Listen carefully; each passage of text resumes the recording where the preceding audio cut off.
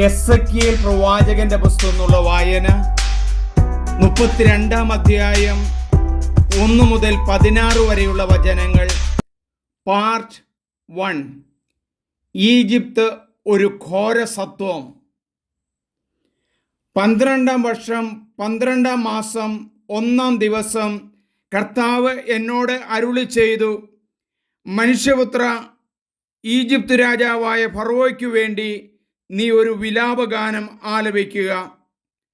അവനോട് പറയുക, ജനതകളുടെ ഇടയിൽ ഒരു സിംഹമായി നീ നിന്നെ കണക്കാക്കുന്നു.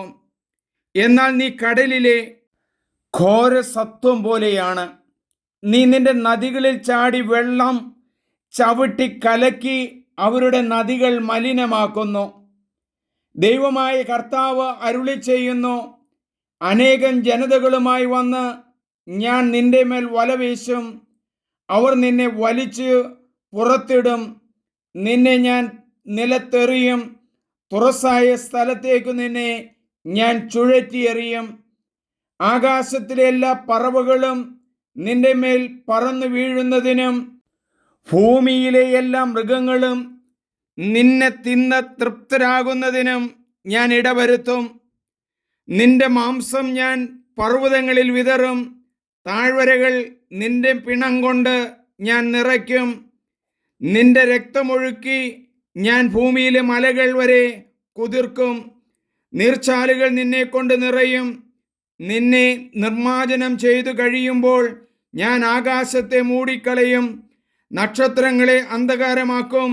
സൂര്യനെ മേഘം കൊണ്ട് മറയ്ക്കും. ചന്ദ്രൻ പ്രകാശം തരുകയില്ല. ആകാശത്തിലെ എല്ലാ പ്രകാശഗോളങ്ങളെയും നിന്റെ മേൽ ഞാൻ തമോമയമാക്കും. നിന്റെ ദേശം അന്ധകാരത്തിലാഴ്ത്തും. ദൈവമായ കർത്താവ് അരുളി ചെയ്യുന്നു. നിനക്ക് അജ്ഞാതമായ രാജ്യങ്ങളിലേക്ക്, ജനതകളുടെ ഇടയിലേക്ക് നിന്നെ ഞാൻ അടിമയാക്കി കൊണ്ടുപോകുന്നത് കാണുമ്പോൾ അനേകരുടെ ഹൃദയങ്ങൾ അസ്വസ്ഥമാകും. അനേകർ നിന്നെക്കൊണ്ട് സപ്തരാകുന്നതിന് ഞാൻ ഇടയാകും. അവർ കാണുക ഞാൻ വാൾ വീശുമ്പോൾ അവരുടെ രാജാക്കൾ നിന്നെ പ്രതി പ്രകമ്പതിരാകും. നിന്റെ പതന ദിവസം എല്ലാവരും തങ്ങളുടെ ജീവനെ ചൊല്ലി ഓരോ നിമിഷവും വിറകൊള്ളും.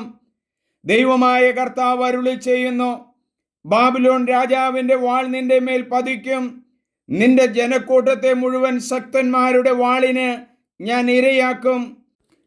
ജനതകളിൽ വച്ച് ഏറ്റവും ഭീകരന്മാരാണ് അവരെല്ലാം. ഈജിപ്തിൻ്റെ അഹങ്കാരം അവർ അവസാനിപ്പിക്കും. അവിടുത്തെ ജനം മുഴുവൻ നശിച്ചു പോകും.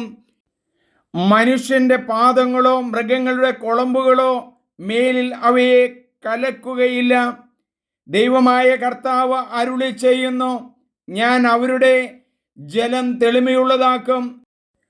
അവരുടെ നദികൾ എണ്ണ പോലെ ഒഴുകുന്നതിന് ഞാൻ ഇടയാക്കും. ഈജിപ്തിനെ ഞാൻ വിജനമാക്കുകയും ദേശത്തുള്ളതെല്ലാം നശിപ്പിച്ച് അതിനെ ശൂന്യമാക്കുകയും അതിലെ നിവാസികളെ വധിക്കുകയും ചെയ്യുമ്പോൾ ഞാനാണ് കർത്താവ് എന്ന് അവർ അറിയും. ആലപിക്കാനുള്ള ഒരു വിലാപമാണിത്.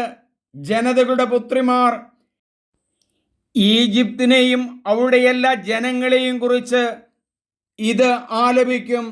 ദൈവമായ കർത്താവ് അരുളി ചെയ്യുന്നു.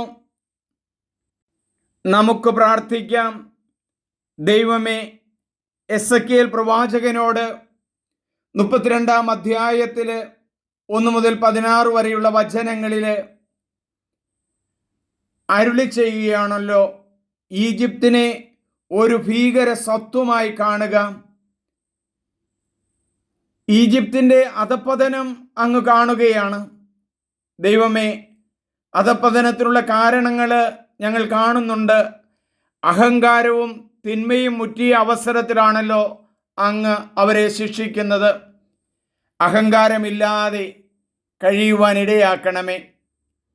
ഈജിപ്തിലെ നദി എന്ന് പറയുന്നത് നൈൽ നദിയാണല്ലോ. സാധാരണ ജനങ്ങൾക്ക് ആവശ്യമായ വെള്ളം പോലും അശുദ്ധമാക്കുന്ന പ്രവർത്തനങ്ങൾ ഫറവോയുടെ കുടുംബങ്ങളിൽ നിന്ന് ഉണ്ടായിട്ടുണ്ടെന്ന് ഞങ്ങൾ മനസ്സിലാക്കുന്നു. വെള്ളം ശുദ്ധിയായിട്ടും മറ്റുള്ളവർക്ക് പങ്കുവെച്ചും ജീവിക്കാൻ ഞങ്ങളെ പഠിപ്പിക്കണമേ. ദൈവമേ നന്ദി, ദൈവമേ ആരാധന. ഏറ്റവും സ്നേഹമുള്ളവരെ, നിങ്ങളെല്ലാവരും ഇത് മറ്റുള്ളവർക്ക് ഷെയർ ചെയ്യണം, സബ്സ്ക്രൈബ് ചെയ്യണം. എൻ്റെ പേര് സണ്ണി പുൽപ്പറമ്പിൽ.